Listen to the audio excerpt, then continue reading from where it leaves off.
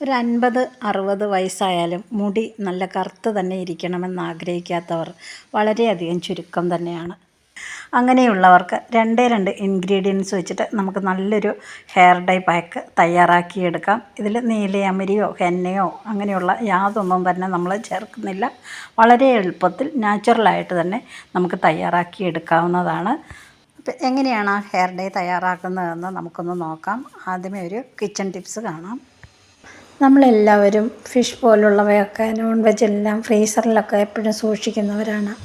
എന്നാൽ ഈ നമ്മൾ പാചകത്തിനൊക്കെ എടുക്കുന്ന സമയത്ത് ശരിക്കുള്ള ആ ഒരു ഫ്രഷ്നെസ്സും ആ ഒരു ടേസ്റ്റും നമുക്ക് കിട്ടാറില്ല. അതെന്തുകൊണ്ടാണെന്ന് വെച്ചാൽ നമ്മൾ ഫ്രീസറിൽ ഇതുപോലുള്ള നോൺ വെജൊക്കെ വയ്ക്കുമ്പോൾ ശരിയായ രീതിയിൽ വയ്ക്കാത്തതുകൊണ്ടാണ് അങ്ങനെ നമുക്ക് ഒരു ഫ്രഷ്നെസ്സും ടേസ്റ്റ് വ്യത്യാസമൊക്കെ വരുന്നത്. അപ്പോൾ ഇനി നിങ്ങൾ ഇതുപോലെ ഒന്ന് ചെയ്ത് നോക്കൂ കേട്ടോ.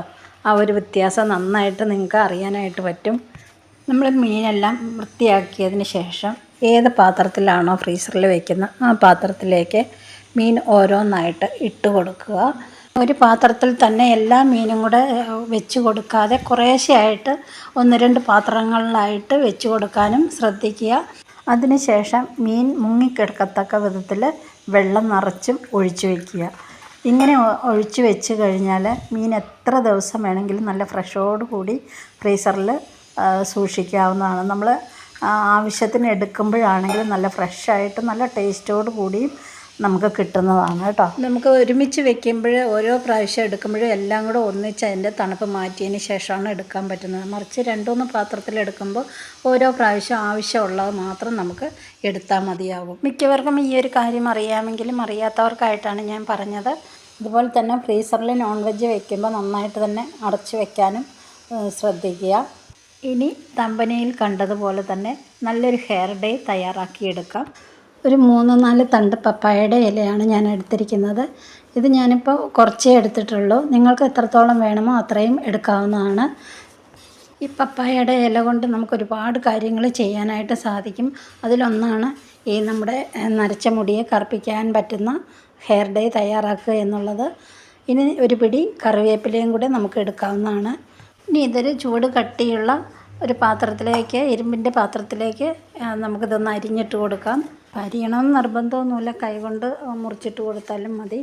ഈ ഒരു ഇല നമുക്ക് നന്നായിട്ട് തന്നെ കരിച്ചെടുക്കാനുള്ളതാണ്. അതുകൊണ്ട് വലുതാക്കി ഇട്ട് കഴിഞ്ഞാൽ ഒരുപാട് സമയം എടുക്കും. അതുകൊണ്ടാണ് ചെറുതായിട്ട് അരിഞ്ഞെടുത്താൽ പെട്ടെന്ന് തന്നെ ഇത് കരിഞ്ഞ് കിട്ടും. ശരിക്കും പറഞ്ഞാൽ എനിക്കൊരു ഡൗട്ട് ഉണ്ടായിരുന്നു കേട്ടോ, ഈ കപ്പളങ്ങയുടെ ഇല വെച്ചിട്ട് മുടി കറുപ്പിക്കാൻ പറ്റുമോ എന്നുള്ളത്. അപ്പോൾ പലരും പറഞ്ഞ് ഞാൻ കേട്ടിട്ടുണ്ട്. പക്ഷേ ഞാനൊന്ന് ട്രൈ ചെയ്ത് നോക്കിയതാണ്, എങ്ങനെ ഉണ്ടാവും, കറക്റ്റായിട്ട് കിട്ടുമോ എന്ന്. പക്ഷേ നമുക്ക് അതിശയിക്കുന്ന ഒരു നല്ലൊരു റിസൾട്ട് തന്നെയായിരുന്നു കേട്ടോ. ഈ ഒരു പപ്പായയുടെ ഇല വെച്ച് ഹെയർ ഡൈ ചെയ്തപ്പോൾ നമുക്ക് കിട്ടിയ റിസൾട്ട്.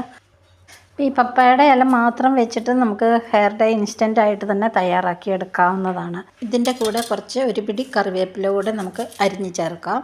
പിന്നെ ഇതിൽ ഇൻഡിഗോയോ അല്ലെങ്കിൽ ഹെന്നയോ യാതൊന്നും തന്നെ നമ്മൾ ചേർക്കേണ്ട ആവശ്യമില്ല. ഇതിപ്പോൾ ഹെയർ ഡൈ ആയിട്ട് മാത്രമല്ല ചെയ്യുന്നത്, മുടി നന്നായിട്ട് വളരാനും താരൻ പോലുള്ള എല്ലാ പ്രശ്നങ്ങൾക്കും നല്ലൊരു പ്രതിവിധിയാണ് ഈ പപ്പായയുടെ ഇല എന്ന് പറയുന്നത്. എന്നിട്ട് മുടി നല്ല തിക്കായിട്ട് വളരുകയും ചെയ്യും. ഒട്ടുമിക്ക പ്രശ്നങ്ങളും ഈ ഒരു പപ്പായയുടെ ഇല കൊണ്ട് മാറ്റിയെടുക്കാവുന്നതാണ്. കൂടെ നമ്മൾ ഈ കറിവേപ്പിലയും കൂടെ ചേർക്കുന്നുണ്ടല്ലോ. ഇനി ഇത് നമുക്ക് സ്റ്റൗവിൽ വെച്ച് നല്ലപോലെ ഒന്ന് കരിച്ചെടുക്കണം. കഴിയുന്നത് നമ്മൾ ഹെയർ ഡൈ ഒക്കെ ഒരു പാത്രത്തിൽ തന്നെ എപ്പോഴും ചെയ്യാനായിട്ട് ശ്രദ്ധിക്കുക കേട്ടോ. കാരണം ഇരുമ്പിൻ്റെ പാത്രം ആകുന്നതുകൊണ്ട് അതിൽ തന്നെ നമ്മൾ എപ്പോഴും ചെയ്യുമ്പോൾ അതൊരു പ്രത്യേക റിസൾട്ട് തന്നെയായിരിക്കും ആ ഒരു പാത്രത്തിൽ നിന്ന് നമുക്ക് കിട്ടുന്നത്. അപ്പോൾ നിങ്ങൾ പ്രത്യേകമായിട്ട് ഈ ഒരു പാത്രം തന്നെ മാറ്റി വയ്ക്കുക ഇതിനായിട്ട്. അപ്പോൾ നമ്മുടെ ഇലകളെല്ലാം നന്നായിട്ട് തന്നെ കരിഞ്ഞു വരുന്നുണ്ട്. ഇനി ഇതിലേക്ക് നമ്മൾ ഒരു കൂട്ടും കൂടി ചേർക്കുന്നുണ്ട്. അത് 1 സ്പൂൺ ഉലുവ കൂടി നമ്മളിതിലേക്ക് ചേർക്കാം. കാരണം പപ്പായയുടെ ഇല നന്നായിട്ട് നല്ല മുടിയൊക്കെ നല്ല സ്മൂത്തായിട്ട് തന്നെ കിടക്കുമെങ്കിലും മുടി സംബന്ധമായിട്ടുള്ള എല്ലാ കാര്യങ്ങൾക്കും ഉലുവ കൂടി ചേർക്കുന്നത് വളരെയേറെ നല്ലതാണ്. അങ്ങനെ കറിവേപ്പിലയും പപ്പായയുടെ ഇലയും ഉലുവയും എല്ലാം നമ്മൾ കരിച്ചിവിടെ എടുത്തിട്ടുണ്ട്. ഇനി ഇതിൻ്റെ ചൂടൊന്ന് മാറാനായിട്ട് മാറ്റി വെച്ച് കൊടുക്കാം. ചൂടെല്ലാം മാറി നന്നായിട്ട് തന്നെ തണുത്തെടുത്തിട്ടുണ്ട്. ഇനി ഇതൊന്ന് പൊടിച്ചെടുക്കണം. നമുക്ക് കൈകൊണ്ട് ഇതാ പിടിക്കുമ്പോൾ തന്നെ നമുക്കറിയാം പൊടിഞ്ഞു വരുന്നത്. ഇതുപോലെ വേണം നമ്മൾ കരിച്ചെടുക്കാനായിട്ട്. വേറൊരു പാത്രത്തിലേക്ക് മാറ്റി വയ്ക്കാം. ഗൂഗിളിലൊന്ന് സെർച്ച് ചെയ്താൽ തന്നെ നമുക്കറിയാൻ പറ്റും നമ്മുടെ ഈ പപ്പായയുടെ ഒരുപാട് ഗുണങ്ങളെക്കുറിച്ചൊക്കെ. ഇനി അതേ പാത്രത്തിലേക്ക് തന്നെ നമുക്ക് കുറച്ച് ബ്രൂ കോഫിയുടെ പൊടി ഇട്ട് കൊടുക്കാം. നമുക്ക് ഏതാ വേണമെങ്കിലും ഇൻസ്റ്റൻ്റ് ആയിട്ടുള്ള ഏത് പൊടി വേണമെങ്കിലും നമുക്ക് ഇട്ട് കൊടുക്കാം. ഇതൊക്കെ കുറച്ച് നാൾ മുടിയിൽ ഇതിൻ്റെ ആ ഒരു കറുപ്പ് കളർ നിൽക്കാൻ വേണ്ടിയിട്ടാണ് നമ്മളിതെല്ലാം കൂടെ ഒന്നുകൂടി ഒന്ന് ആഡ് ചെയ്യുന്നത് കേട്ടോ. നമ്മൾ ഈ ചായപ്പൊടി അല്ലെങ്കിൽ കാപ്പിപ്പൊടി വെള്ളം തിളപ്പിച്ച് എടുക്കുന്നതിനേക്കാൾ കുറച്ചുകൂടി ഗുണം കിട്ടുന്നത് ഇതുപോലുള്ള ബ്രൂ കോഫി അല്ലെങ്കിൽ നെസ്കഫെ പോലുള്ള കോഫി പൗഡർ ഇതുപോലെ ചെയ്ത് അത് മെൽറ്റ് ചെയ്തെടുത്തതിന് ശേഷം ഉപയോഗിക്കുന്ന ആ ഒരു വെള്ളമാണ് കുറച്ചുകൂടി ഇഫക്റ്റ് കിട്ടുന്നതായിട്ട് എനിക്ക് തോന്നിയിട്ടുള്ളത്. ഇത് എൻ്റെ ഒരു അനുഭവമാണ് ഞാൻ പറയുന്നത്. നല്ലപോലെ തന്നെ കരിച്ചതിന് ശേഷം ചെറുതായിട്ട് കുറച്ച് പൊടി ആയതുകൊണ്ടാണ് അങ്ങനെ വന്നത്. എന്നാലും നന്നായിട്ട് തന്നെ കട്ട കറുപ്പിലായിട്ട് അത് എടുത്ത് കഴിഞ്ഞതിന് ശേഷം കുറച്ച് വെള്ളം ഒഴിച്ച് നമ്മളിത് വറ്റിച്ചെടുക്കണം.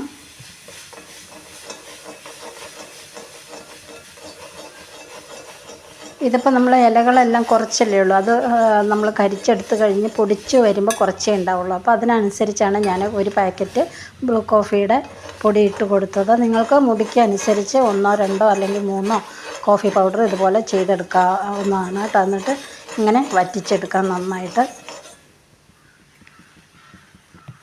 അപ്പോൾ ഇത്രയും മതി. ഇനി ഇത് നമുക്കത് തണുക്കാനായിട്ട് സ്റ്റൗ ഓഫ് ചെയ്ത് വയ്ക്കാം. ഇനി മിക്സിയുടെ ചെറിയ ജാറിലേക്ക് നമ്മൾ കരിച്ച് വെച്ചിരിക്കുന്ന പൊടി ഇല കൂട്ടെല്ലാം കൂടെ ഇട്ട് കൊടുത്തൊന്ന് പൊടിച്ചെടുക്കാം.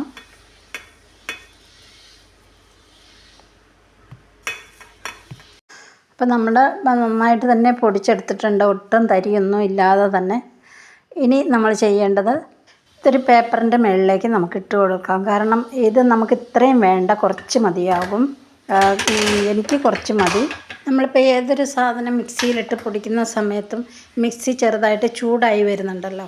അപ്പോൾ ആ ചൂട് മാറ്റിയെടുക്കാൻ വേണ്ടിയിട്ട് ഇതുപോലൊരു പേപ്പറിൻ്റെ മുകളിലോ അല്ലെങ്കിൽ ഒരു പ്ലേറ്റിലോ ഇതുപോലെ ഒന്ന് നിരത്തി ഇട്ട് കൊടുത്താൽ തണുത്തതിന് ശേഷം ഒരു ബോട്ടിലിൽ നമുക്കെടുത്ത് സൂക്ഷിച്ച് വയ്ക്കാവുന്നതാണ്.